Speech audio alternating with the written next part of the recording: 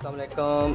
उम्मीद करता हूँ तमाम दोस्त खैरियत से होंगे। बहुत शुक्रिया आप लोगों का जिन्होंने मेरी वीडियोस को, मेरे चैनल को लाइक, सब्सक्राइब और शेयर किया और कमेंट्स में अपनी राय का इज़हार किया।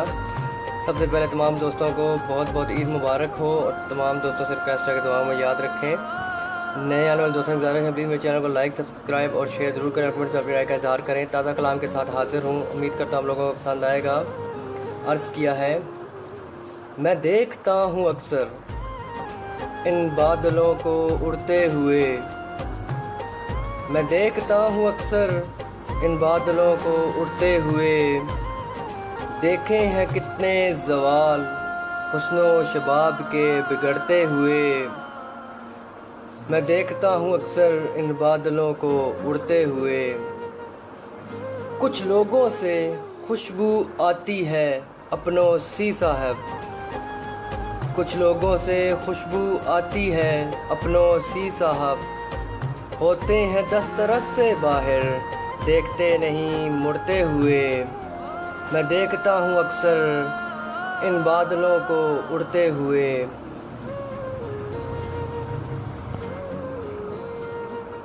मत देना दर्द दिल किसी बेगुनाह को सुनो, मत देना दर्द दिल किसी बेगुनाह को सुनो।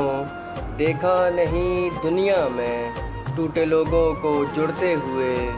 मैं देखता हूँ अक्सर इन बादलों को उड़ते हुए।